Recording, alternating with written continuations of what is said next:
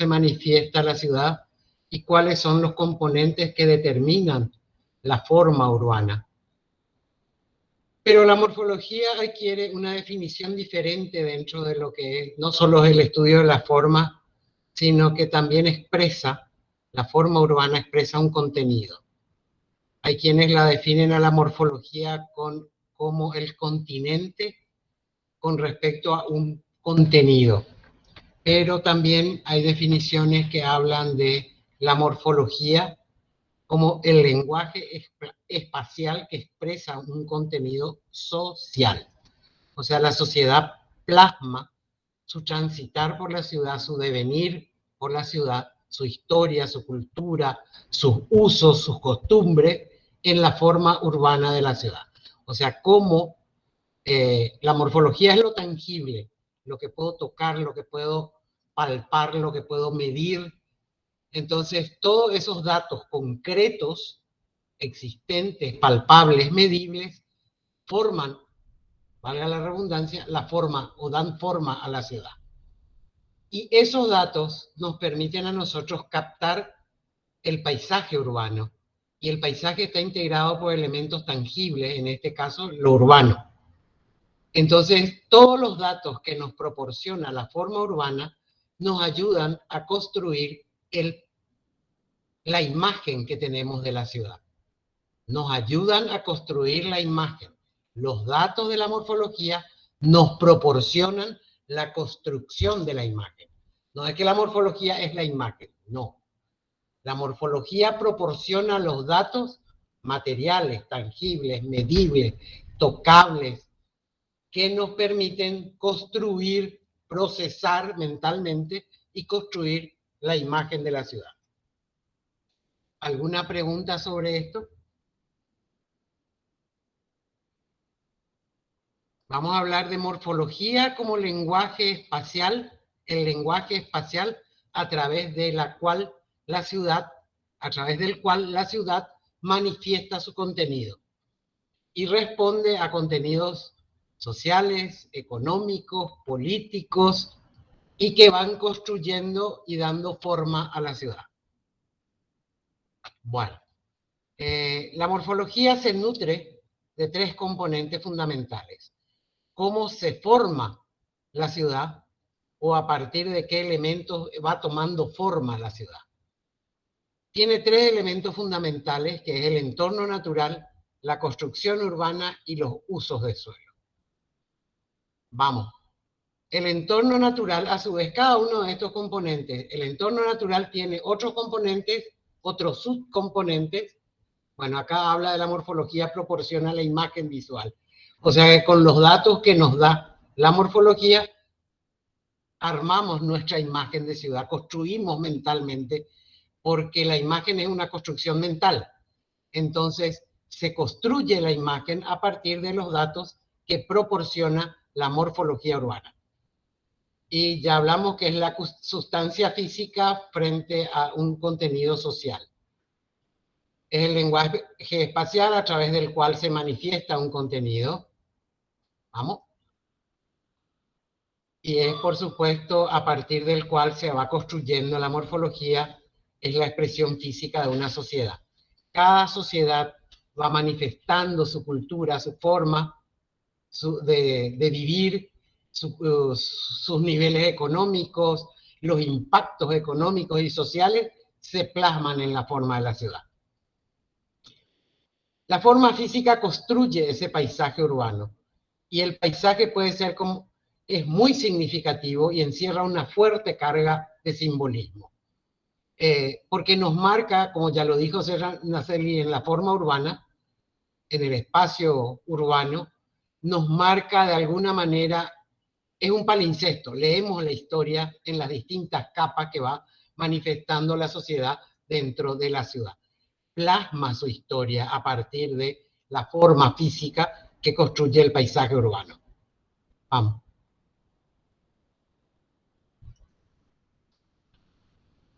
Bueno, es lo que de alguna manera ya al inicio mencioné, que la morfología proporciona la imagen visual de la ciudad y es el continente o sustancia física, lo palpable, lo medible, lo tangible, frente a un contenido que es la sustancia social, que es la sociedad que se manifiesta a través de un lenguaje espacial que manifiesta ese contenido, o sea, que manifiesta su devenir histórico, sus procesos políticos, sus estructuras sociales, se manifiestan a través de un lenguaje espacial.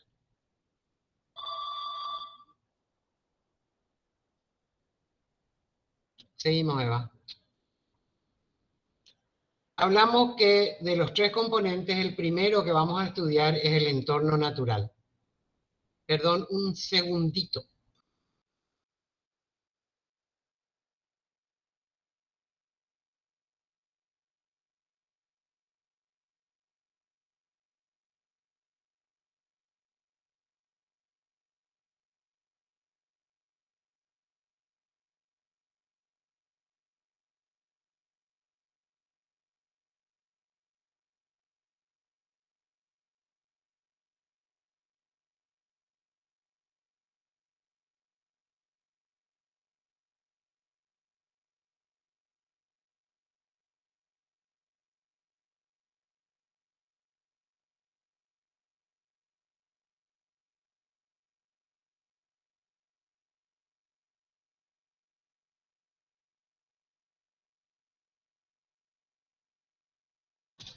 Perdón, ya estoy de vuelta.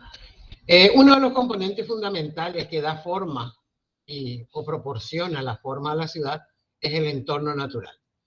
El entorno natural hace referencia a todas las condiciones naturales propias del territorio o espacio físico sobre el que se construye y organiza una ciudad.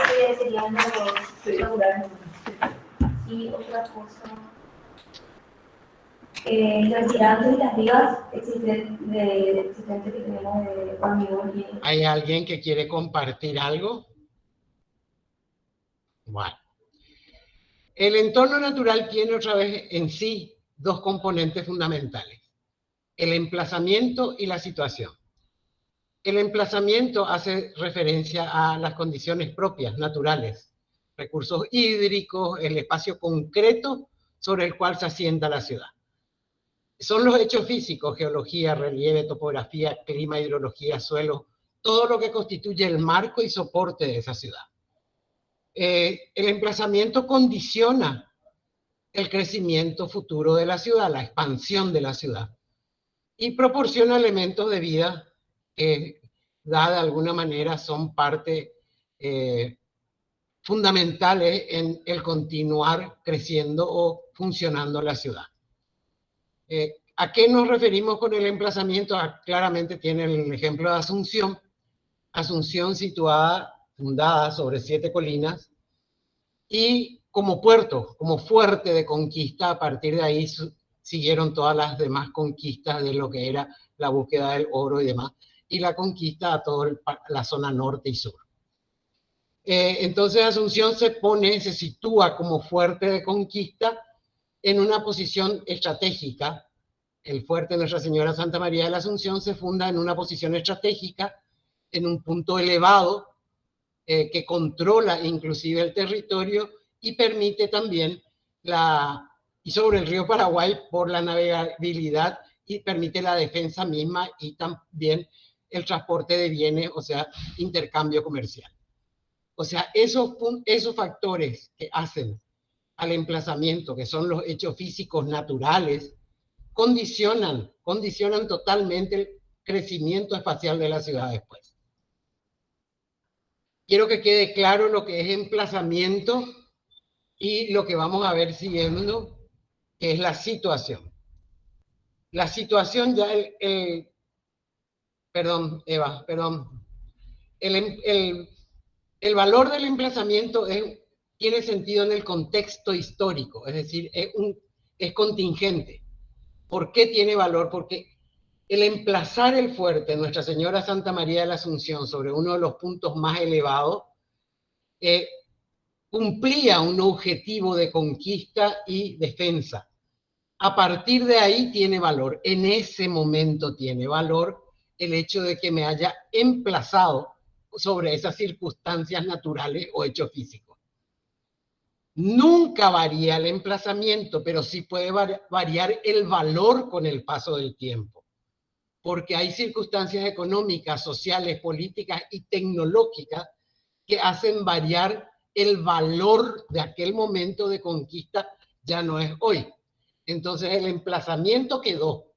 Es como que yo no puedo cortar como una torta de Asunción y llevarlo a otro lado, no. El emplazamiento quedó. Ahora, su valor que dio origen, ese es el que varió con el tiempo, ¿ya? Porque hoy son otras las circunstancias políticas, económicas, sociales, tecnológicas, comerciales, lo que ustedes quieran, ¿verdad? Son totalmente diferentes a aquel momento histórico en que fue emplazado en ese sitio, ¿ya? Que cumplía un objetivo pleno en ese momento de su fundación. Sí, Richard Valiente. Sí, profe. Entonces el valor del emplazamiento sería, digamos, la razón o causa por la cual se concretó, vamos a decirle, ese lugar. Recuerden que en 1537 primero llega Ayola, allá hacia Lambaré, el primer asentamiento, ¿verdad? De Lambaré, de Itanramada prácticamente, se desprende la expedición de Juan de Salazar que funda Asunción en el mismo año. O sea, buscando un territorio, un lugar apto, porque la primera llegada era un lugar bajo, anegadizo, inundable. Entonces sale una expedición a buscar, en un proceso histórico de conformación, sale una expedición encabezada por Juan de Salazar a buscar el lugar propicio que cumpla con el objetivo fundacional del fuerte Santa María Nuestra Señora de la Asunción. Nuestra Señora Santa María de la Asunción. ¿Ya? ¿Es claro eso, Richard? En ese momento, ese lugar era fundamental, era lo máximo para emplazar de acuerdo a los objetivos que se tenía de conquista en ese momento. Hoy ese valor es el que cambió, varía con el tiempo. Hoy quedamos establecidos en el mismo sitio, hemos crecido, definió nuestro crecimiento, porque como siempre se dijo, Asunción da espaldas al río, pero también es una cuestión que está instalado en el imaginario y conciencia colectiva, el hecho de que el río significaba, si bien un desplazamiento, un intercambio económico, hoy es el principal canal de intercambio económico, el sostén económico de la importación y exportación, en ese momento también significaba el ataque. El enemigo venía por el agua. Entonces, como que se protegía del borde, como se protegía del agua, porque de ahí propiciaban las invasiones, ¿ya? Pero también fue el canal que permitió en ese momento distribuir mayor territorio o conquistar mayor territorio. Esos son los valores que generaron su emplazamiento. Un lugar alto, protegido, visible, próximo a una corriente de agua. Eso hizo que ahí se instalara. Acuérdense que se mudaron de Itanramada a lo que hoy es el centro histórico de Asunción. O sea, una de las 7 colinas. ¿Me expliqué, Richard? Sí, claro, profe. Ya, bueno. El otro componente del entorno natural es la situación. Nos referimos a la situación en un marco regional. ¿Cómo está situada la ciudad en relación a los ríos, montañas, todo lo que es el sistema natural y aparte, cómo se vincula a otros núcleos de población, cuáles son sus vías de comunicación y cuáles son, en lo que acabo de decir, sus espacios económicos y productivos? O sea, la situación ya hace referencia a un entorno mucho más amplio que la ciudad misma, sino que ya hace referencia a un marco regional. Entonces, la importancia es cambiante de la situación en función a circunstancias históricas, económicas y algunas vicisitudes que puedan presentarse o impedimentos que lleven a que la posición de la ciudad adquiera mayor valor con respecto a un conjunto de ciudades. ¿Se entiende la diferencia? El emplazamiento son los factores físicos, naturales, que definen el lugar a partir del cual se implanta o se funda la ciudad. Y la situación hace su marco regional. ¿Qué tengo? de valor en el contexto, qué tengo de desarrollo en el contexto, o cómo puedo agarrarme de esos elementos que están en el marco regional para propiciar un desarrollo constante o un cambio en función. ¿Me entiendo? ¿Me explico? Perdón. ¿Me entienden la diferencia? La situación propició que Asunción fuera madre de ciudades en el contexto histórico, en el momento de su implantación, de su emplazamiento. La situación que tenía con relación a los demás es lo que propició eso, porque a partir de ahí fue un elemento de conquista. Pero hoy hace referencia justamente a las intercomunicaciones, a los espacios económicos, a otras ciudades que generan. Asunción hoy tiene 3 anillos metropolitanos o está generando o se constituye en un polo de metropolización. Eso hace a su situación, no a su emplazamiento. ¿Está clara la diferencia? Parece que no. Sí, profe. ¿Sí? Bueno. Sí. Entonces tenemos claro que el entorno natural nuclea otros 2 subcomponentes, si quieren llamarlo, que es el emplazamiento y la situación. Son los 2 componentes primarios de la forma urbana, porque esa topografía ha dado forma a la ciudad, el río ha dado forma a la ciudad, el crecimiento propiciado a partir del emplazamiento ha generado forma en la ciudad. Entonces, esos 2 son los primeros componentes que definen el devenir o el crecimiento o el desarrollo de la ciudad, de la forma urbana. El siguiente componente de la morfología es la construcción urbana. La construcción urbana corresponde a lo que es todo el tema de entramado y características propias de la edificación, y que es producto de las condiciones económicas, sociales, políticas y tecnológicas predominantes en un tiempo. Hay que destacar que justamente las características de la edificación o la tipología anteriormente eran los que marcaban el proceso histórico de la ciudad. ¿A qué me refiero? La construcción urbana y la tipología en ella, que es la característica de la edificación, hoy nos cuentan momentos de vida vividos dentro de la ciudad de Asunción.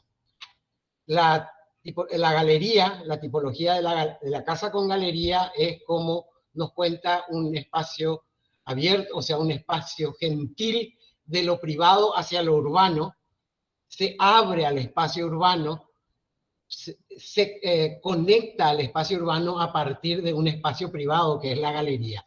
O sea, una experiencia extrovertida de la vivienda urbana. Sin embargo, después aparece con Don Carlos la fachada tapa, que es absolutamente lo contrario, vuelca la vivencia hacia el interior de la manzana, o sea, es la tipología introvertida de vida urbana. Entonces, es justamente la tipología nos marca un proceso histórico.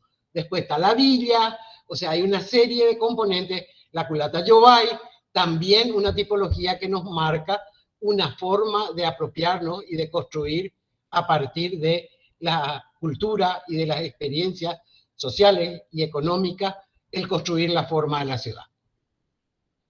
Eso nos da el tipo arquitectónico, pero cómo ese tipo se ubica dentro de la ciudad corresponde al entramado. El entramado es cómo el edificio se ubica, se ordena dentro de la ciudad. Cómo se agrupa o se dispersa, es la forma en que se ordenan y agrupan los edificios dentro de la ciudad. Esto, a su vez, el entramado puede ser cerrado o abierto, según la época y las tendencias urbanísticas imperantes en el momento. ¿Qué significa? Lo que acabo de mencionar. Tengo un entramado cerrado en el continuo de la tipología de la vivienda en tira y con galerías. ¿Por qué? Porque no permeo al interior de la manzana. Pero, sin embargo, ese entramado cerrado tiene una cesión al espacio público. Es más introvertido con respecto al espacio público, ¿verdad? A pesar de que se instalan de manera continua y generan una compacidad al exterior de la manzana, no permea el espacio público. Entonces estoy hablando de un entramado cerrado que puede tener una edificación compacta. Al hablar de edificación compacta estoy hablando justamente de los recintos del enclaustro, que era la sucesión de casas que se agrupaban dando el máximo aprovechamiento del suelo dentro del espacio. Tenemos casos dentro del centro histórico que fueron creciendo y absorbieron totalmente el uso de suelo de manzana y ya no queda espacio dentro de la manzana, o sea, está totalmente construida. A eso se refiere la compacta, ¿eh? No es compacta por el hecho que están solamente uno al lado de otro, se agrupan dando el máximo aprovechamiento dentro del espacio delimitado por la manzana en este caso, el límite público y el límite privado. ¿Está claro cuando es compacta? No. Deténganme. La verdad que no me quedó claro. Deténganme nomás, yo voy a volver a repetir porque esto es definitorio. El entramado, volvemos Eva, el entramado es la forma en que el edificio se ubica y se ordena dentro de la ciudad. Específicamente a una escala menor, el entramado es la ubicación del edificio dentro de la manzana. El entramado puede ser de orden abierto o de orden cerrado. El entramado de orden cerrado, los edificios se sitúan uno al lado de otro, de forma continua, y el entramado cerrado, a su vez, el orden cerrado, tiene la edificación compacta y la edificación en manzana. Compacta es la que ocupa el 100% del suelo de la manzana, no quedando un solo espacio libre. Sin embargo, la edificación en manzana es el claustro. El más claro ejemplo es Cerdá en Barcelona, donde agarra la manzana, que es esta, agarra la manzana, rodea en forma y deja un espacio interior. Este es en manzana, aclaro. El en manzana, a su vez, puede tener abierto y cerrado. El compacto no. El compacto es la ocupación total de la manzana. Esta, podemos ver la estructura, Eva. En manzana es cuando se organizan en un entorno, rodean toda la manzana, el siguiente.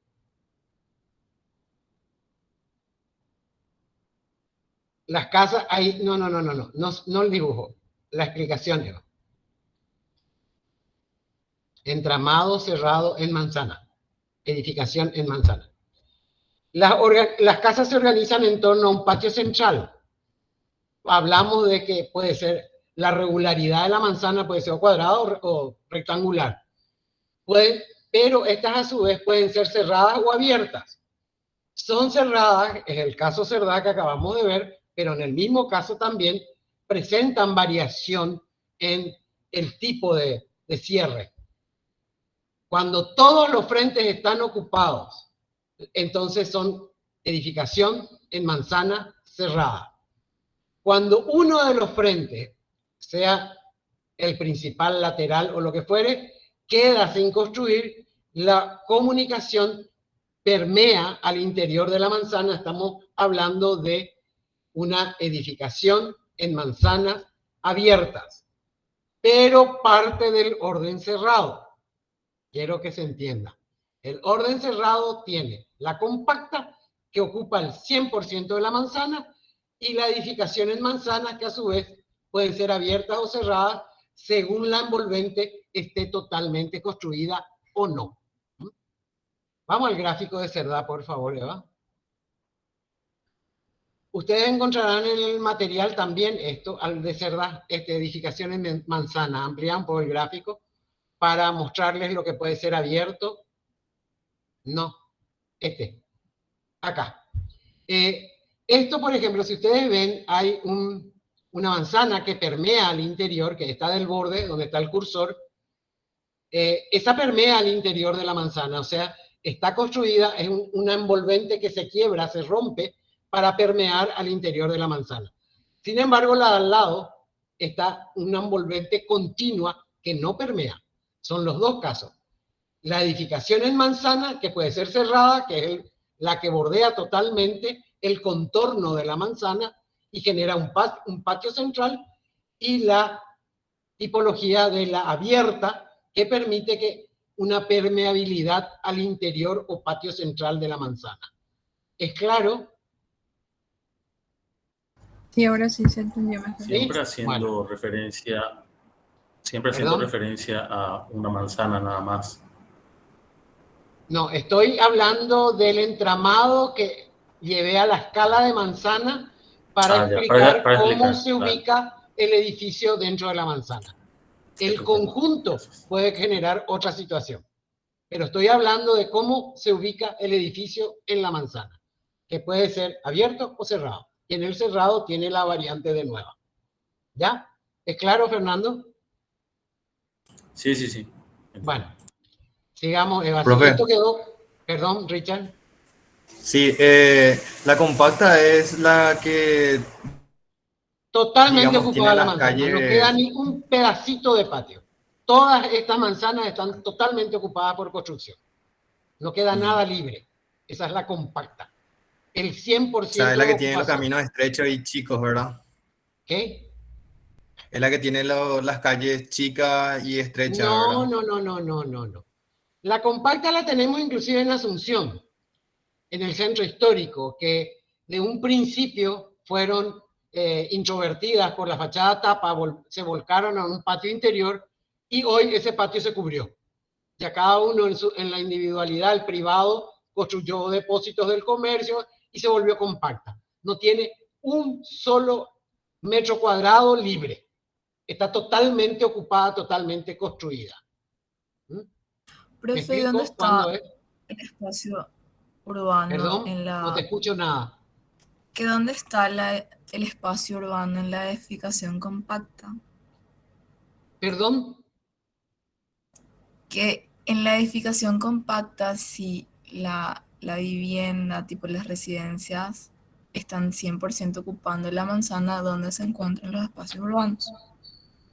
y espacio urbano es calle y plaza. No tiene nada que ver con la ocupación interior de la manzana. El espacio urbano es la calle y la plaza. Acá tenés, en el fondo de esta presentación está. Tenés una manzana compacta, deja ahí mismo, Eva. Tenés una manzana compacta totalmente ocupada, tenés otra que está tomada en los bordes, y el espacio urbano es la calle y la plaza. No tiene nada que ver con la ocupación del edificio o cómo se sitúa el edificio en la manzana. Es otra cosa. Dale, sí, sí. ¿Ya? Bueno. Ya. Leemos la forma de la ciudad a partir del espacio urbano. Interpretamos la forma urbana a partir del espacio urbano. Pero el espacio urbano no define la forma urbana. La leemos, la consumimos. ¿Ya? Y el entramado es cómo el edificio se ubica en la ciudad, que puede ser continuo o discontinuo, y a una escala menor, para interpretar el tipo de entramado, llevo a la manzana. Y explico por qué el entramado es cerrado, cómo se manifiesta, y el entramado abierto, que lo vamos a ver ahora, que es propio de, aparece muy fuertemente con el movimiento moderno.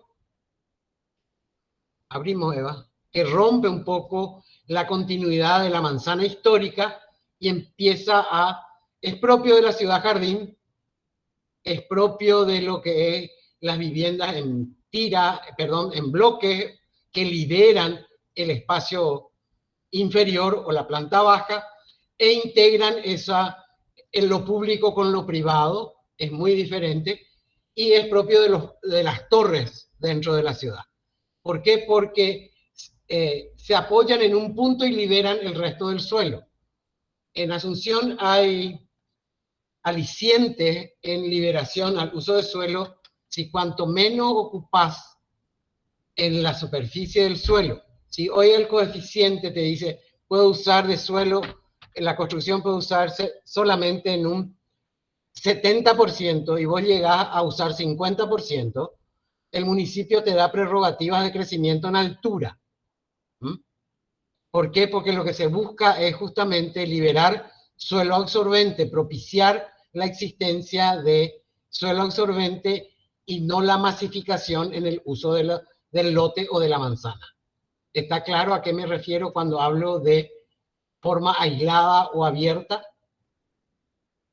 Es muy característico en las torres y arranca el tema de los bloques o viviendas adosadas o bloques continuos con el movimiento moderno, que rompe un poco con la historia, acuérdense eso, que el movimiento moderno empezaba del punto cero, negaba todo el proceso o la preexistencia histórica y genera una nueva forma urbana. Entonces ahí es donde es claro el ejemplo que está mostrando Eva de cómo el bloque permea, ¿cierto?, la manzana, pero la torre se manifiesta como un elemento aislado. ¿Ya? Ese es el entramado abierto. ¿Está? ¿Alguna pregunta sobre esto?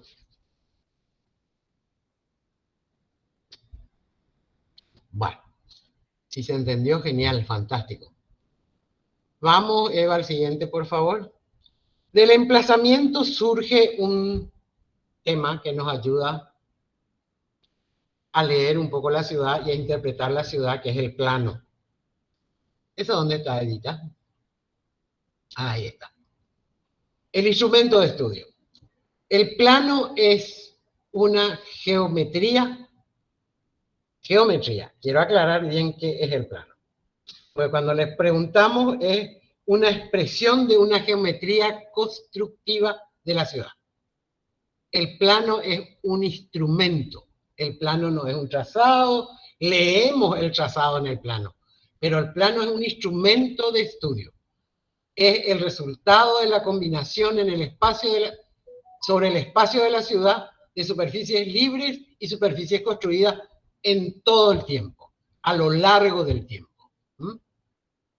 Entonces, ¿qué nos transmite el plano? El plano nos transmite cómo se dio el crecimiento de la ciudad, a partir de qué se da el crecimiento de la ciudad, nos muestra las superficies libres y las superficies construidas, lo ocupado, el lleno y el vacío. Eso nos permite el plano. Las líneas de expansión o de crecimiento de la ciudad las leemos en el plano. Recuerden que el plano tiene 2 dimensiones nomás. Ahí no aparece el volumen. Entonces, ahí es donde cambia el plano como instrumento de estudio. ¿Me explico qué es el plano? El plano es el que nos transmite justamente el trazado de la ciudad.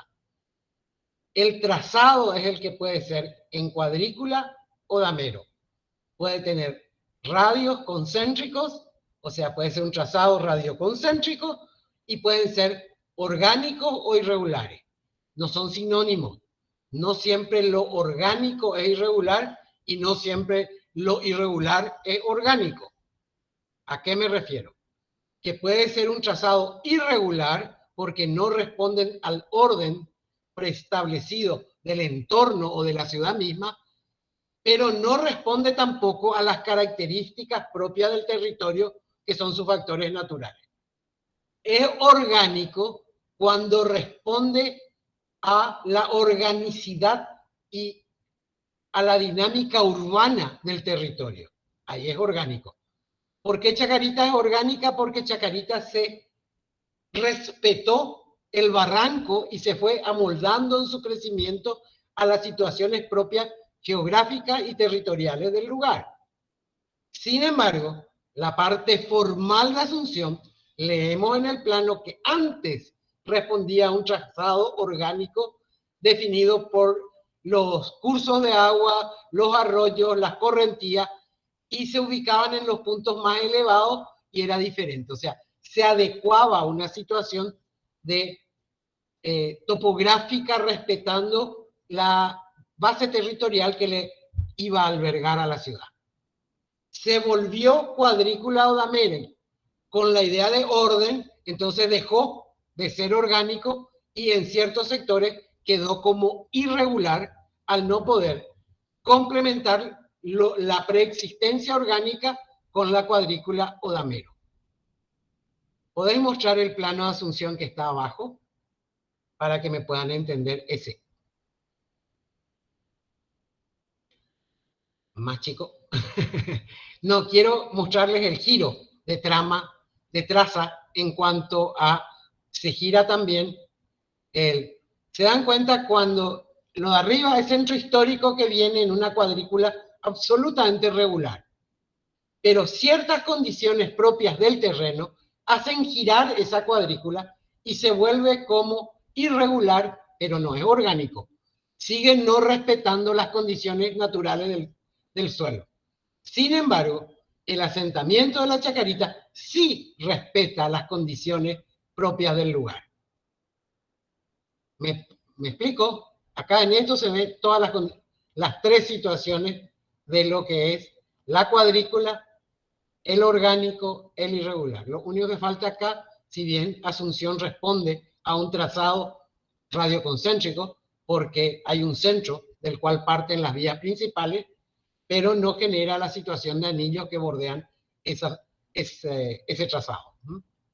Pero acá se ve claramente, si bien hay una cuadrícula de damero, también el giro genera una ruptura del orden irregularidad de la cuadrícula y da una situación irregular. Si bien la cuadrícula ya no se mantiene en el mismo módulo del damero original, puede ser que ese mismo módulo se haya duplicado o haya sido un módulo más la mitad. Entonces, va generando irregularidades que en el trazado se sienten como que no terminan, que se quiebran, que se interrumpen, y aparecen grandes elementos que tratan de minimizar el impacto, generando un cierto orden a partir de la incorporación de una plaza, un parque, que busca un poco acondicionar la ruptura o el giro del trazado. Pero aparece el orgánico, que sí es Chacarita, un orgánico por el asentamiento, que puede ser orgánico irregular. Puede ser, por supuesto que sí puede ser. Pero también responde lo que dije, no siempre el irregular es orgánico. Porque tengo acá, a pocas cuadras de mi casa, lo que es Mundo Aparte o Barrio Virgen del Carmen o Cambala, que es una situación absolutamente irregular, pero no es orgánica. No es orgánica. No tiene la idea del orden del damero, no responde al trazado damero o cuadrícula, al radioconcéntrico, sino que es un laberinto de calles que van recorriendo el interior, o sea, un trazado absolutamente quebrado e irregular. ¿Se entienden las diferencias, por favor? ¿Muy clara o no? Esto es trazado. ¿No? Sí, generalmente los irregulares responden a un crecimiento espontáneo. Y el orgánico ya responde más a condiciones propias del suelo o del territorio que lo alberga. Bueno, vamos a lo siguiente, Eva. Si eso quedó clara, esas diferencias, vamos a ver las ventajas que nos da uno con referencia al otro. El radio concéntrico, recuerden que responde justamente, se organiza el trazado urbano en base a vías radiales que parten del centro y cortan perpendicular a otras dispuestas en círculo. Ese es el radio concéntrico, ese ejemplo de Moscú. Es totalmente radioconcéntrico, tiene un centro al cual confluyen todas las vías, pero aparecen anillos que van cortando otra vez esas penetraciones y generando otros anillos envolventes al centro. Este es el más claro trazado radioconcéntrico, que es lo único que le hace diferente a los demás. Bueno, la cuadrícula, ¿cuáles son las ventajas de que se tomara la cuadrícula como sinónimo de orden? Porque ¿qué nos daba? Una sencillez en el trazado, una clara definición de la manzana y por consecuente una clara definición del lote, una homogeneidad e igualdad en la repartición de los lotes. La manzana de 100%, que generalmente es una hectárea, perfectamente equilibra 27 lotes urbanos. Acuérdense que la ley orgánica municipal para todas las ciudades del país define como lote urbano a 360 metros cuadrados con un frente de 12 metros. Entonces sí entran en una hectárea exactamente 27 lotes urbanos. O sea, hay una homogeneidad e igualdad en la repartición del lote. Y es fácilmente expandible. Lo tomó Cerdá como unidad básica de expansión de la ciudad de Barcelona. O sea, voy repitiendo el módulo fácilmente, cosa que no se da en el radiocéntrico y muy difícil se da en los orgánicos o irregulares, porque no tengo la posibilidad de la repetición de un módulo. ¿Cuáles son las desventajas del damero? Ya tuvimos las ventajas: sencillez, fácil expansión, clara definición de la manzana y del lote, una homogeneidad en la distribución del lote, toditos tenemos la misma cantidad, todas las manzanas pueden tener la misma cantidad de lote y todos los lotes tendrán la misma dimensión. Pero tiene sus desventajas, que cada 100 metros tenga una intersección, cosa que no ocurrió con el movimiento moderno y Brasilia, que aparecieron las supermanzanas, hay un alargamiento de distancia, pero hay no hay tantas intersecciones, lo que genera este es Cerdá. Ahí es donde se da la expansión de la cuadrícula o el damero como unidad básica de repetición. ¿Qué genera a partir de... ¿Dónde me fui? Hay una proliferación de intersecciones, o sea, cada 100 metros tengo una intersección de vías, hay un alargamiento de distancias porque tengo mayor cantidad de recorrido y hay, sobre todo, un mayor costo de infraestructura. No tengo una columna de distribución de servicios básicos, sino cada 100 metros tengo interrupciones en condiciones del servicio básico. ¿Está claro? Hay mayor proliferación de intersecciones, mayor cantidad de vías, mayor cantidad de pavimento y mayor cantidad de costo de infraestructura. ¿Está? Vamos a lo que sería el radio concéntrico. ¿Quedó clara las ventajas y desventajas de esto? Sí, profe. Porque queremos demasiado cuadricular todo el territorio siempre, que es lo que hacen todas las inmobiliarias. Repiten el módulo de la cuadrícula. Y no se dan cuenta que pueden tomar como un módulo básico e ir ampliando o disminuyendo en el alargamiento de distancia, en función a los objetivos que se quiere, y en la dinámica mismo de generar una distribución más equilibrada, más armónica y demás, ¿ya? Y no tan repetitiva y tediosa, que es la repetición cada 100 metros. Realmente las manzanas del centro histórico tienen 97 metros, no sé por qué, pero tienen 97 metros. En eso todavía no existía la ley orgánica municipal, entonces los lotes van desde 8 metros de frente a 12, 10, hasta 20 metros de frente. Pero tienen una distribución, una accesibilidad compartida en todos los lotes. El radio concéntrico, que responde exclusivamente a un centro y todas las vías convergen en ese centro y generan unos anillos periféricos, tiene una facilidad y una rapidez en el acceso al centro. Acceso al centro, ¿no? Refuerza el poder del centro como interior propio y de valor dentro de la ciudad. Refuerza, o sea, lo jerarquiza al centro y genera un poder de atracción con respecto al centro. Pero tiene desventaja. La más grande que tiene es la irregularidad del lote. Es imposible llegar justamente a una homogeneidad e igualdad en la distribución del lote. Perjudica por ello la lotificación, y al perjudicar la lotificación, perjudica también la dotación de infraestructura. Porque las infraestructuras se van ampliando en la medida que cobra distancia el centro. Entonces hay un alargamiento de distancias a cubrir, tanto por la circulación como también por todos los servicios básicos que van enterradas en las calles. Entonces van a mayor dispersión, se van ampliando en los bordes, entonces es mayor las distancias a recorrer, como mayor costo de infraestructura a proveer. ¿Está claro? Después, por último, tenemos el trazado orgánico o irregular, que responde, como dijimos, a un crecimiento orgánico en el caso de que se adecue a las situaciones propias del lugar. Un arquitecto muy destacado en la apropiación de los lugares y apropiación de la arquitectura a partir del lugar, a partir de la arquitectura apropiada al sitio, le diría Fernández Cox, es Emilio Ambás.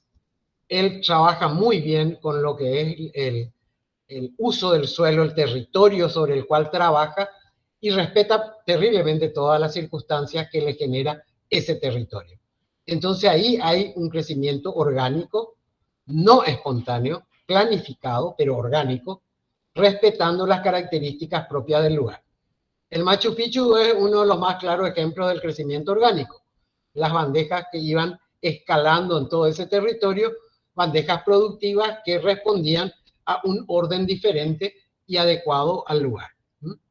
No es espontáneo, es preconcebido. El espontáneo responde precisamente a las periferias urbanas, producto de la migración que ya se presentó en la ciudad de la Revolución Industrial, donde todo ese campo migró y fue asentándose espontáneamente en una periferia urbana. Recuerden que Chacarita tiene sus orígenes allá por el 1920, 1940, los primeros asentamientos en función a lo que fue el astillero y lo que fue toda la fundición de hierro que estaba, donde hoy está la Armada Nacional. Entonces ahí generó el ferrocarril llegaba hasta ahí, entonces ahí generó como un asentamiento espontáneo en función a la trayectoria que generaba el ferrocarril hasta la fundición. Entonces estamos hablando de un asentamiento tan antiguo como la ciudad formal, ¿verdad? Y que respetó y se fue adecuando a las circunstancias propias del lugar, espontáneamente, no preconcebido, pero se fue asentando y evolucionando en esa misma irregularidad y espontaneidad del crecimiento. ¿Qué generan estos trazados orgánicos irregulares? ¿Qué ventaja? Y generan espacios compartimentados, social y funcionalmente. ¿Por qué? Porque no hay una claridad de los espacios públicos, no hay una clara definición tampoco del espacio privado. Entonces es como que me mezclo con todo y como que voy metiendo lo público en lo privado y lo privado y una apropiación de lo público en actividades absolutamente privadas. Las calles son tortuosas, indefinidas, bastante desiguales, y hay una apropiación del espacio público que acabo de decir por actividades o por particulares. Se cierran calles, aparecen los callejones, aparecen los cul-de-sac, porque son producto de la apropiación del espacio público por los particulares. ¿Hasta acá llegamos bien? Sí, profe, llegamos bien. ¿Sí? ¿Sabemos lo que es entramado y lo que es trazado? Oli. Richard, Sí, ¿vos me podés decir la diferencia, Richard, ya que tanto me preguntas? ¿Cuál es la diferencia entre trazado y entramado? Richard. A ver, profe, estoy buscando justamente dónde anoté. No, acá tenés el trazado. El trazado es ese. Sí, sí. Y el trazado ya es mirando más de arriba, todas las manzanas en conjunto, vamos a decir. El trazado es la definición Sí, de acá tengo. cómo quiero que sea la ciudad si es que la planifico. Recuerden que la cuadrícula o damero vino con la conquista con la idea de poner orden en el territorio conquistado. Pero el damero arranca con Hipodamo de Mileto, siglo V antes de Cristo, ¿verdad? Que experimenta la búsqueda de un orden en un territorio a partir del cruce ortogonal de las vías. Entonces ahí aparece la cuadrícula o damero. Y esa idea de orden es transmitida a todas las instancias de conquista del Nuevo Mundo. Entonces se implanta el orden, a nosotros nos llegó más tarde, ¿verdad? Vino doctor Francia y nos puso la cuadrícula sobre las 7 colinas, pero la idea justamente, las leyes de Indias traían como instrumento normativo y legal la idea del orden a partir del damero o cuadrícula. Entonces, eso uniformó todos los territorios que fueron conquistados a partir de la incorporación de leyes de India. Entonces ahí está el orden mental, porque nosotros decimos no, la mayoría me dicen no, Chacarita es un desorden. No, Chacarita tiene su propio orden. El caos puede ser una forma de orden, pero no es un caos. No tenemos tan estructurado de que la cuadrícula es la idea del orden, entonces todo lo que salga de la cuadrícula es un caos, es un desorden. No, hay situaciones orgánicas y espontáneas que van generando su propio orden dictado por el territorio que las alberga. En este caso, Chacarita. Que lo que les acabo de decir, Mundo Aparte o Cambala, que tengo acá 1,5 cuadras, tiene otra forma, que no responde, es espontáneo, no es preconcebido, es irregular, pero no es orgánico. A pesar de la tortuosidad de todas sus calles, no hay calles que atraviesen vehicularmente, sino hay pasillos de 60 centímetros, después se amplían, hay un espacio interior, después se rompe ese espacio y sigue una serie de pasillos que van recorriendo. O sea, una irregularidad total, espontánea y no preconcebida. Ese es el trazado. El entramado, a ver qué es, Richard.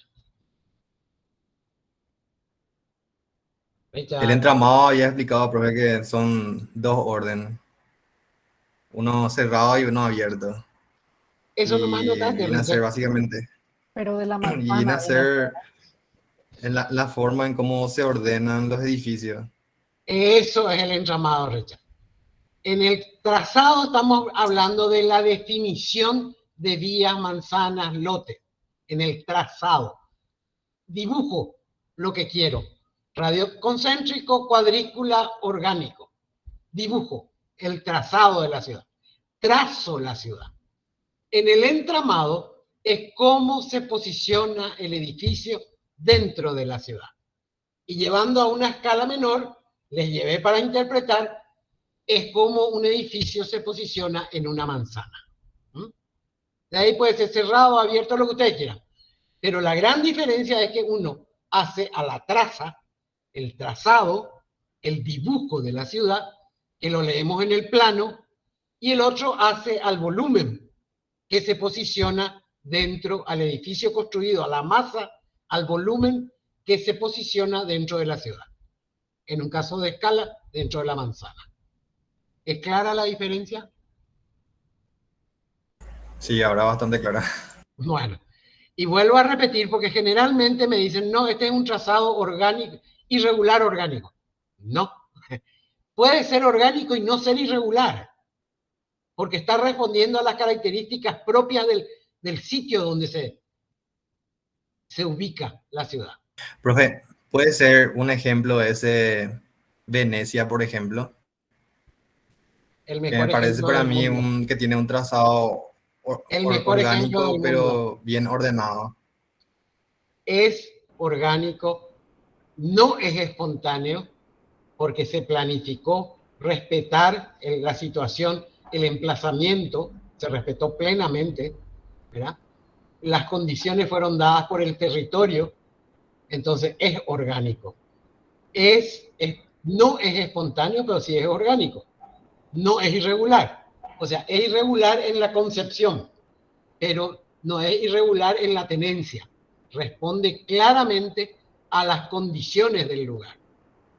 La irregularidad está dada por el sitio donde se implantó, que responde y el trazado es orgánico. ¿Me expliqué? ¿O les confundí más? Profe, Sí, yo te iba a se tiene, preguntar por profe. el tipo de trazado.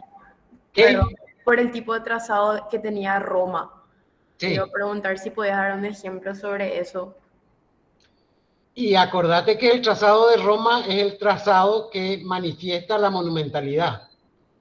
Que el trazado de Roma parte de las interconexiones de infraestructuras urbanas. Roma genera los primeros acueductos y el trazado parten del continuo de las infraestructuras urbanas. Roma tiene claramente el cardo y el decumano que viene justamente de la cuadrícula que utilizaban en los campos de conquista. Pero se rompe el orden de la cuadrícula o del damero en función a los grandes espacios urbanos y a las grandes infraestructuras urbanas. Que había planificado en... Roma. Sí, ¿cómo era? Sí, profe, ahora entendí. Gracias. De nada. El Papa. Sixto Ah, V. sí, así mismo. Ese. Pero era el destaque de Roma es producto de la ciudad-estado, ¿eh? Entonces, es la jerarquía de los elementos dominantes de los elementos. Roma es producto exactamente de la ciudad-estado, no así Grecia. La ciudad pública de pueblo es Grecia. Sin embargo, Roma es claro ejemplo de la ciudad-estado, del predominio de lo político por sobre lo privado. ¿Está claro? Sí. ¿Sí? Bueno, genial. Súper claro. Gracias, profe. De nada, Natalia.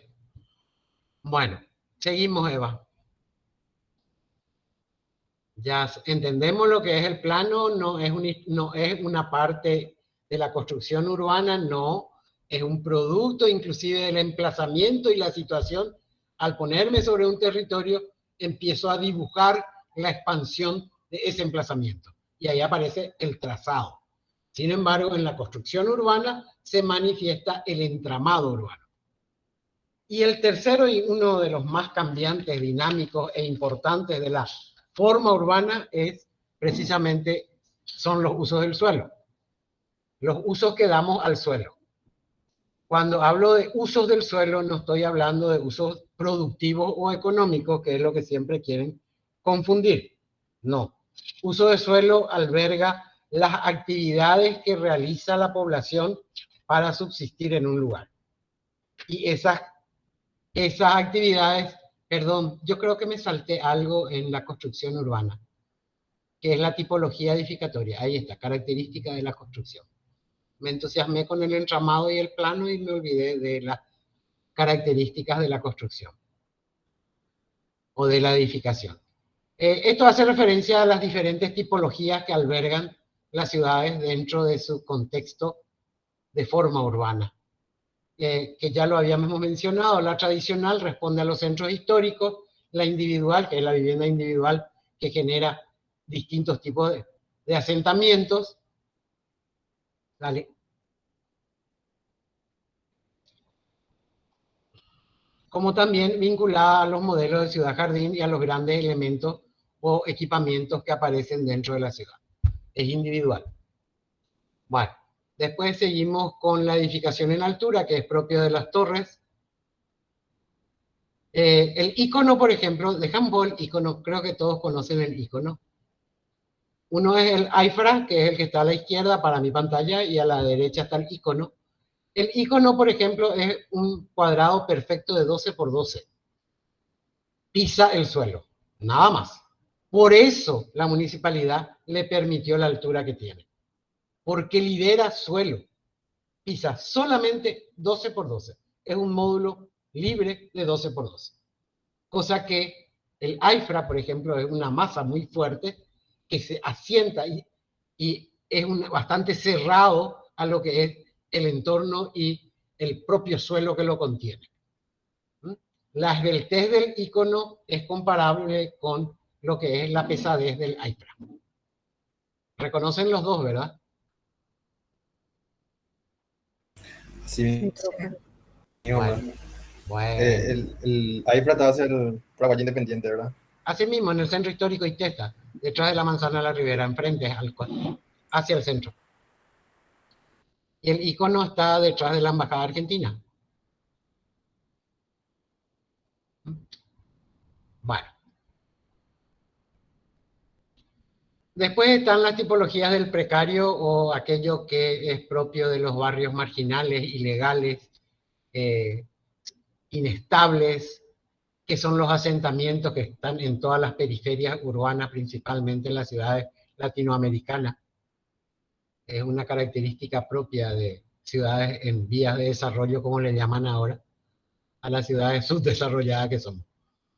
En vías de desarrollo estamos hace mucho tiempo. Pero es propio de los asentamientos y las migraciones que se dan en busca de oportunidades que dan los grandes centros urbanos. Y tampoco también significa una explosión en cuanto a la suma de población en las periferias urbanas. Entonces ahí genera una situación de marginalidad. Yo creo que es marginal en el sistema de oportunidades más que nada. Las ciudades no dan las mismas oportunidades a toda su población. Bueno, después está esto es característico del fenómeno de las ciudades norteamericanas, que es las casas rodantes o viviendas móviles, que se localizan en periferia y en asentamientos dispersos, y cada vez hay más áreas acondicionadas para la ubicación de esta tipología habitacional. Hay muchísima gente que vive en situación de vivienda móvil y se localizan en las periferias sobre todo. Bueno. Y en la modular, que hoy está bastante fuerte, si bien aparece con el movimiento moderno también, las viviendas modulares o estandarizadas, producto ya la estandarización es producto de la revolución industrial que se va aplicando y se va ajustando en la idea del movimiento moderno por su bajo costo y sobre todo por dar alojamiento a sectores de población con escasos recursos. Es bastante utilizada en este momento también por la rapidez y facilidad en su construcción. Es una respuesta inmediata a la urgencia de vivienda o de habitación. Bueno, esas son las tipologías. Después ya hablamos de los edificios en altura y precario y modular. ¿Está? Esto responde a las tipologías y dentro de la tradicional de los centros históricos aparecen después las tipologías propias de cada lugar. Porque la culata Yobay o la galería no hay en todas las ciudades. El Brasil tiene otras características en los centros históricos, lo mismo que Quito o Lima tienen otra tipología dentro de los centros históricos. ¿Ya? Es característica propia y refleja un poco el proceso de construcción urbana de cada ciudad. Bueno, el tercer y último componente de la morfología son los usos del suelo, que responden a lo que había dicho, a la forma en que la población usa el territorio o usa la ciudad o se apropia del suelo en función a las actividades que desarrolla para subsistir. Constituye el elemento más dinámico, más cambiante, porque cambia en medida que cambian las funciones o las actividades de la población que vive y trabaja en la ciudad. El movimiento, el cambio se da por las transformaciones continuas que experimentan las funciones urbanas por sustitución de unas en otras. ¿A qué me refiero?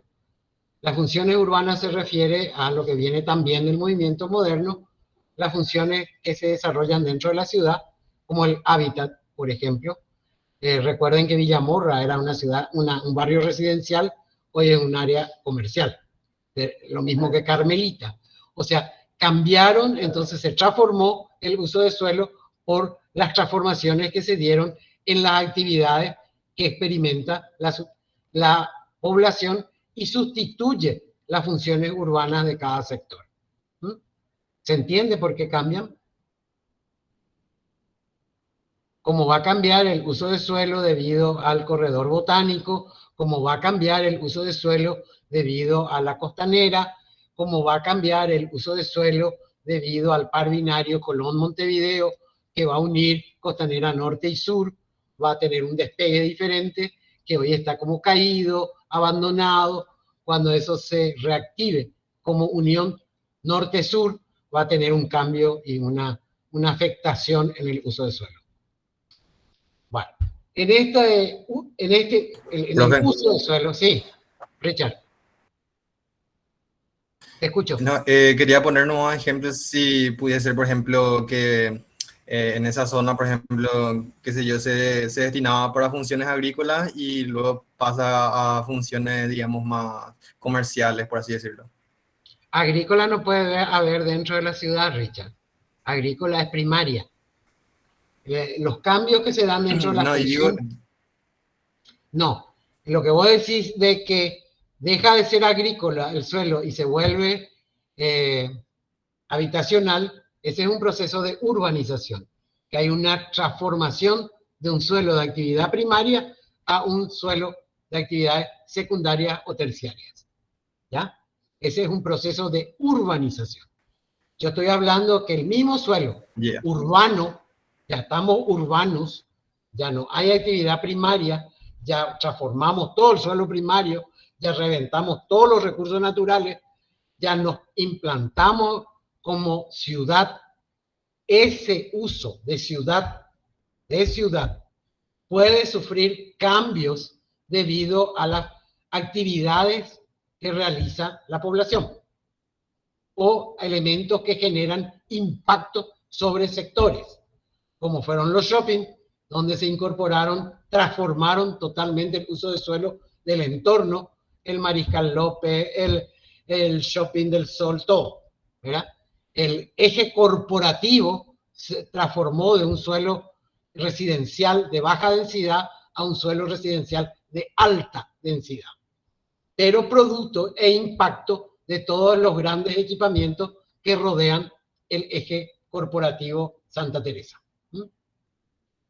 Empezó con el impacto, el Shopping del Sol era una gran casa quinta, y empezó con el impacto de la incorporación de un shopping de gran escala en ese sector.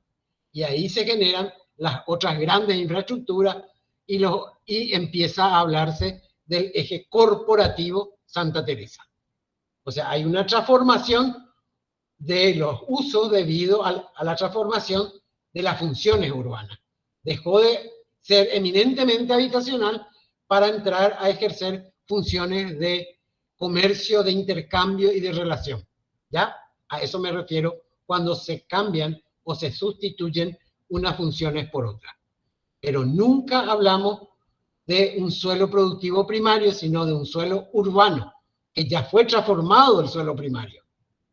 ¿Sí? Ah, ya entiendo, pero es bueno distinguir entonces eso. Claro.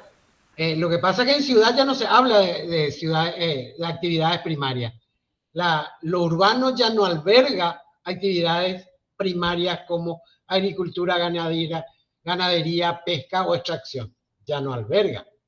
La ciudad ya es intercambio, es servicio, es relación, es comunicación, es tecnología. Es otra la actividad que desarrolla la ciudad. Y el derecho a esas oportunidades es la que la gente la buscamos todos. Todos tenemos derecho a las mismas oportunidades mientras estemos en la ciudad. Bueno. Pero esos usos también son impactados. Los cambios y transformaciones se impactan por fuerzas. No son componentes del uso de suelo. Las actividades urbanas son las que definen los usos de suelo. Impactan o como influyen en el movimiento o la transformación del uso de suelo fuerzas que actúan, que atraen ciertas actividades a ciertos lugares o repelen actividades en ciertos lugares. ¿Puedes abrir eso, Eva, por favor? Estas fuerzas son centrífugas las que expulsan y centrípetas las que atraen. No son, vuelvo a reiterar porque después me salen componentes del uso de suelo. No son componentes del uso de suelo. Actúan, influyen, modifican, pero no son componentes del uso de suelo. No puedo decir que los usos de suelo son habitacional, industrial, equipamiento, educativo, sanitario, servicio, eso es el uso del suelo. El uso de suelo no es centrífugo, el uso de suelo no es centrípeto. Las fuerzas que atraen a que se domine un uso sobre otro, esas son las que actúan. Y hay fuerzas centrífugas, que son las fuerzas que repelen del centro ciertas condiciones, ciertas actividades, como le está ocurriendo con el centro de Asunción, que la habitación salió del centro, entonces se da un decaimiento en las funciones del centro, y esas condiciones son las elevadas rentas, el impuesto inmobiliario, la congestión del tráfico. Quiero saber qué van a hacer ahora con las oficinas de gobierno, donde todos los días van a entrar y salir 6.000 funcionarios fijos. Más nosotros los usuarios, dice que estamos por los 4.000. Entonces vamos a hablar de 10.000 personas que van a entrar y salir a lo que son las nuevas oficinas de gobierno. Quiero contar el tráfico para ese lugar. Quiero ver cómo se subsana la entrada y salida. Porque en los espacios urbanos del sector no fueron trabajados. No hay modo de entrar o salir o de fluidez en la entrada y salida. Entonces estamos hablando de una congestión terrible del tráfico automotor, y también otra de las fuerzas que repelen porque hay tanta oferta de la primera vivienda en las periferias, fuera del suelo urbano. ¿Por qué no en Asunción? Porque ya Asunción no tiene una disponibilidad de suelo para ofertar. Entonces aparece la oferta del privado y con una alta densidad. Y por la falta de suelo. Ahí es donde vamos a hablar después por qué aumenta la densidad cuando disminuye la disponibilidad de suelo. Entonces aparecen los edificios en altura que albergan en un solo lote una densidad que puede estar, espérame, no te vaya, todavía no entro en densidad. Ese va a ser mucho más detallado. Entonces esas son las fuerzas que están de alguna manera expulsando ciertas actividades del suelo, ¿verdad? El alto tráfico congestionado, la falta de disponibilidad de suelo urbano, los costos de transporte, la degradación tanto material, ambiental, como el deterioro social, ¿verdad? Hoy el centro está olvidado, todo está enrejado justamente porque hay un deterioro social, hay una marginalidad que nos está dando oportunidades a todos, y entonces cobran fuerza y atracción, cobra fuerza la periferia, todo sale para afuera. ¿Por qué hoy se polarizó un nuevo polo de desarrollo comercial, es Carmelita, o un nuevo polo de desarrollo comercial es el entorno del shopping o el nuevo eje corporativo? Porque hay más posibilidad de suelo mayor, más abundancia de suelo disponible, es mucho menor el impuesto inmobiliario a lo que es el centro, a lo que es la periferia, hay mayor accesibilidad y transporte. Entonces, esas fuerzas que hicieron a la repulsión se vuelven fuerzas de atracción hacia otros lugares según las actividades o los usos a desarrollar. ¿Quedó claro? Que las mismas fuerzas que hoy expulsan del centro, esas mismas fuerzas hacen que otros sectores se vuelvan con fuerzas de atracción. Porque el alto costo de la renta o el impuesto o la carga impositiva del centro expulsa, pero la periferia atrae por el bajo costo del impuesto. O sea, hay un desequilibrio en la carga impositiva en relación a los sectores dentro de la ciudad, cosa que no debería de ser, ¿verdad? Porque toditos tenemos la misma decadencia en los servicios, porque lo mismo tenemos las mismas calles en los mismos estados, en el estado de deterioro, digo. No todos los sectores tienen las plazas, el centro de Asunción tiene más plazas que la periferia urbana. O sea, hay una cantidad de elementos y equipamientos urbanos que califican atractivos ciertos sectores según la actividad que se va a desarrollar. Y donde va la gente va el comercio, y donde va el comercio van los ejes de transporte. Y se complementan los unos con otros. Esas son las fuerzas que repelen al centro, pero también hay fuerzas que atraen. que es lo que hay grupos como llaman, yo soy una fanática del centro, me voy las veces que puedo, o sea, me gusta recorrer el centro, es cierto que hoy está invivible, hoy está abandonado, pero realmente uno disfruta, debería de disfrutar de lo que el centro histórico de Asunción, que mal dicho de Asunción, porque el centro histórico nos pertenece a todos los paraguayos, porque a partir de ahí se creó, a partir de ahí nos independizamos, a partir de ahí fuimos nación, a partir de ese punto fuimos república. Entonces hay demasiado simbolismo y carga histórica en el centro histórico de Asunción y es de pertenencia de todos los paraguayos. Porque el centro histórico de Pilar no es lo mismo que el de Asunción. Ya es consecuencia de la creación de la ciudad de Pilar, sin merecer nada, pero el centro histórico de Asunción nos pertenece a todos los paraguayos. A partir de ese punto empezamos a ser nación, fuimos república. Entonces hay fuerzas que llevan a ocupar el centro y que son justamente la existencia de un alto valor simbólico y social, ¿verdad? Pero que hay ciertas condiciones que se dan de accesibilidad, pero en nuestro caso no es así. Y sobre todo la centralidad del centro es lo que hace al área de influencia y a un magnetismo, atrae al uso del centro. Pero como hoy se han creado nuevos polos de desarrollo dentro de la misma ciudad, el centro está como con bastante fuerzas centrífugas antes que centrípetas. ¿Ya? ¿Se entendió lo uno y lo otro? Esto no es componente del uso del suelo, sino influyen, generan movilidades, generan cambios, generan transformaciones. Vamos.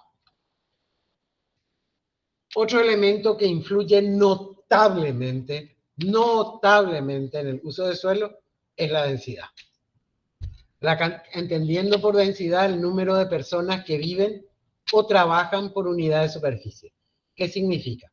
La cantidad de gente que vive en una hectárea, en 1 kilómetro cuadrado, en 1 metro cuadrado, en 20 metros cuadrados, en una unidad de superficie. Esa es la densidad. Nosotros manejamos dentro de la estructura de la Dirección General de Estadística y Censo, dentro de la estructura de Secretaría Técnica de Planificación, si Eva me corrige, realmente la cantidad de gente que vive en una hectárea o en 1 kilómetro cuadrado. Para nosotros es la densidad ocupacional del suelo.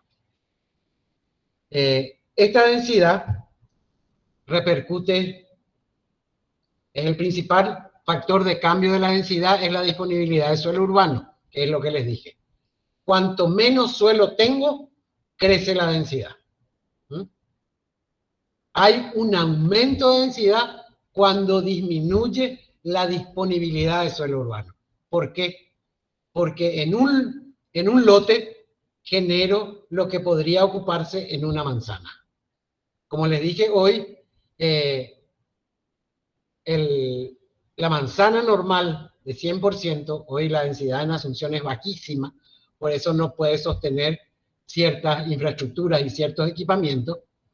En un lote de 27, en una manzana de 27 lotes, estamos viviendo casi 40 familias, casi, nada más que eso. Es bajísima la densidad. Si estamos hablando de 40 familias por el índice familiar, pongamos los 5 para multiplicar rápido, estamos hablando de 200 habitantes en una hectárea. Es una de las densidades más bajas e insostenibles en centros urbanos. Entonces, eso hace que esa disponibilidad de suelo sea escasa, entonces empieza a atraer mayor población y generar unas densidades mucho más altas en ciertos sectores, porque no hay suelo urbano. Sin embargo, puede ocurrir que se produzcan modificaciones mínimas en la densidad, como nos ocurre a nosotros, salvo por ciertas áreas o ejes habitacionales que la municipalidad definió dentro del plan regulador, sin tener un proyecto de ciudad, define dentro ejes habitacionales como sobre hechos consumados, porque ya se instalaron edificios, porque ya empieza a haber mayor cantidad. Primer presidente es eje habitacional, Bolas López es eje habitacional, Santa Teresa es eje corporativo, Santísima Trinidad es eje habitacional, o sea, empieza a definir canales o sectores en función a las infraestructuras y no a las calidades urbanas o a un proyecto urbano. Entonces incorpora mayor densidad en ciertos sectores y eso no es acompañado por equipamientos o infraestructura. Entonces hay como pequeñas modificaciones en ciertos sectores y no en toda la ciudad. Hay que densificar las ciudades para volverlas sostenibles, pero con un criterio claro de valoración ambiental, de equidad social y de equilibrio, sobre todo, de desarrollo económico y equilibrio ambiental. Esos son los factores de la sustentabilidad. Esos 3 exámenes tiene que aprobar una ciudad para ser sustentable. Equilibrio ambiental, o sea, un equilibrio entre lo construido y lo natural. Un desarrollo económico, no un crecimiento, un desarrollo económico. Y por último, una equidad social. Equidad social entendida como el derecho a la igualdad de oportunidades, no a que todos tengamos la misma cantidad de plata en nuestro bolsillo, no, sino el derecho que tenemos todos a las mismas oportunidades que nos brinda la ciudad. Entonces, eso puede atraer mayor cantidad de gente y hay un aumento de densidad y ese aumento de densidad se verifica en el aumento de área construida o el aumento de ocupación de suelo. Que cuando no hay modificaciones mínimas, salvo los ejes que hay de la densidad, es cuando la ciudad crece muy lentamente o se desarrolla muy lentamente. Pero realmente los grandes cambios y las grandes modificaciones que sufre la densidad están dadas en el aumento o disminución. Hay disminución de densidad cuando es una ciudad horizontal, cuando se dispersa por todo el territorio y no congrega población, entonces hay una disminución de densidad porque hay mayor territorio disponible dentro de la ciudad y menos gente. No sé si me expliqué. Hay mayor densidad, hay un aumento de densidad cuando es menor la disponibilidad de suelo urbano. Hay una disminución de densidad cuando es mayor la disponibilidad de suelo urbano. Es contrario lo uno con lo otro, ¿no? Disminuye cuando hay mayor suelo, aumenta cuando hay menor suelo. ¿Está claro? Y apenas se modifica cuando la ciudad crece nomás así, lentamente, dormida en el tiempo. ¿Está claro hasta acá? Sí, se Sí, entendió. profe. Bueno, Sí. quisiera que quede muy claro porque esto manejan siempre, van a manejar siempre morfología urbana, van a manejar siempre como espacios urbanos en todo lo que hagan en diseño urbano, entender claramente lo que es trazado y entramado. Generalmente me dice, tengo una trama natural. ¿Cómo puede ser una trama natural? Digo yo, ¿verdad? Un entramado natural y orgánico. ¿Cómo puede ser eso? Digo, Entonces, realmente, tener claridad en el concepto les va a abrir infinitas puertas a otros cursos, a posgrado y a una posición muy diferente en el tratamiento y comunicación de la ciudad. ¿Ya? Yo hasta acá tengo, si ustedes no tienen más dudas, quisiera agotar esto con todo lo que quede, como para no tener dudas en el momento del examen. El parcial, vuelvo a decir, toma espacio urbano y morfología urbana. Ya está el material disponible en la página, en el aula. Entonces pueden entrar, reconocer, ver, estudiar, leer, lo que quieran. ¿Ya? No sé, Eva, con esto cerramos, ¿verdad? Lo de hoy.